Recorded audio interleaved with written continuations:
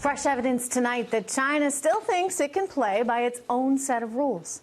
According to a newly released study in the journal Nature, scientists have discovered the source of a mysterious recent rise in a very dangerous ozone-destroying chemical.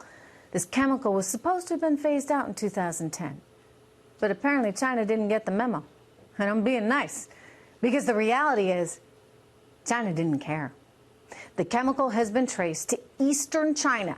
The Chinese, they want to have their cake and they want to eat it too.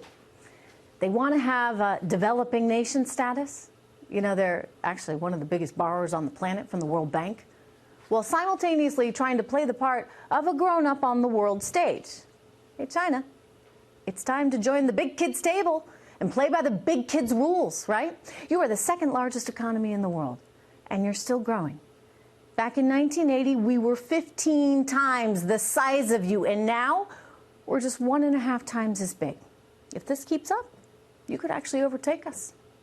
But I suspect before that happens, you're going to be forced to grow up. That's because all those loans, again, one of the top borrowers on the planet, all those loans from the World Bank, they're going to start drying up. Now, all you viewers should know, members of the Chinese Communist ruling party, they all seem to have rather sensitive egos. So sensitive that they've taken a real dislike to me. Someone who dares to tell it and them like it is.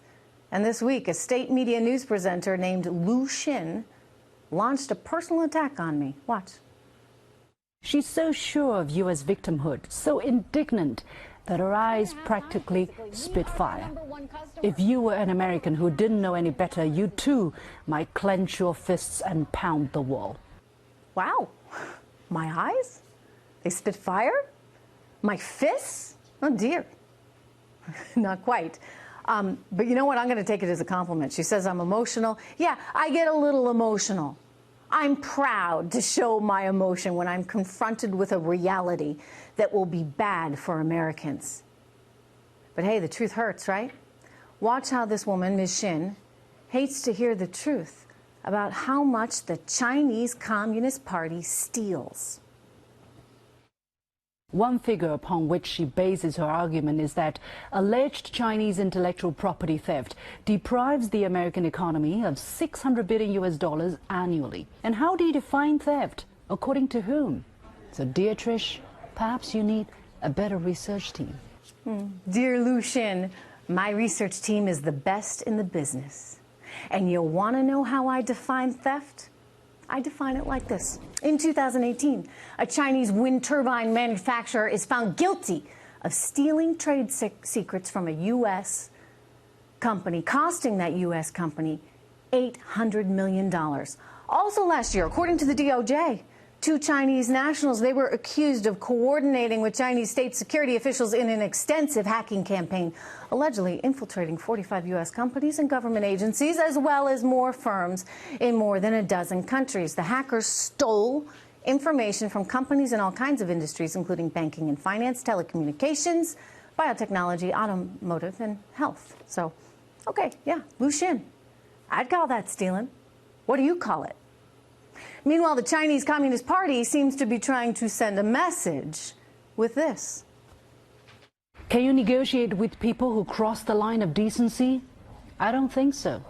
When they issue unreasonable demands, compounded by virtually pointing a gun at your head, in this case, of course, tariffs, even if you wanted to engage, you simply can't. Yeah, you can. I mean, it's not that hard. Don't overcomplicate it. All the U.S. is asking for is free, fair trade. 0 tariffs on your goods, 0 tariffs on ours. And no more stealing our stuff, okay? Is that really that hard? Can you really not understand that, well, we don't begrudge your economy the opportunity to grow, and grow you have been doing. We're okay with it. As so long as it's happening amid an environment in which U.S. workers are not punished.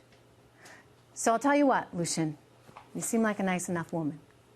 And even if you are just reading state propaganda written for you off a teleprompter by a member of the Communist Party, I would like to invite you to have an honest, live debate with me.